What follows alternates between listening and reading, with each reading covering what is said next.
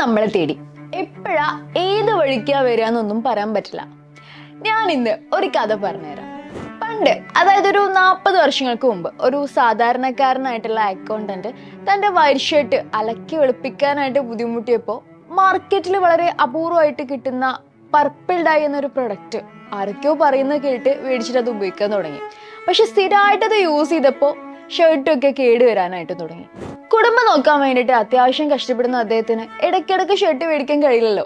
അതുകൊണ്ട് തന്നെ ഡൈ സ്വന്തമായിട്ട് നിർമ്മിക്കാനായിട്ട് അദ്ദേഹം തീരുമാനിച്ചു. ഒരുപാട് പരിശ്രമത്തിനൊടുവിൽ വെള്ള തുണി വെളുപ്പിക്കാൻ കഴിയുന്ന ഒരു കെമിക്കൽ അദ്ദേഹം കണ്ടുപിടിച്ചു. ഈ കെമിക്കൽ ഒരുപാടായിട്ട് ഉണ്ടാക്കാൻ വേണ്ടിയിട്ട് ഒരു ഫാക്ടറി നിർമ്മിക്കാനായിട്ട് അദ്ദേഹം പരിശ്രമിച്ചു. അതിനു വേണ്ടി സഹോദരന്റെ കയ്യിൽ നിന്നും 5000 രൂപ മേടിച്ചു. ഈ ഫാക്ടറിക്ക് തന്റെ മൂത്ത മകളുടെ പേരും നൽകി. വെള്ളത്തുണി വെളുപ്പിക്കാൻ പുറപ്പെട്ട MP രാമചന്ദ്രൻ എന്ന തൃശ്ശൂർക്കാരനെ നമ്മൾ മലയാളികൾക്ക് അത്ര പരിചയം ഉണ്ടാകാൻ സാധ്യതയല്ല. എന്നാൽ അദ്ദേഹം കണ്ടുപിടിച്ച പ്രൊഡക്റ്റ് നമുക്ക് എല്ലാവർക്കും അറിയാം, ഉജാല.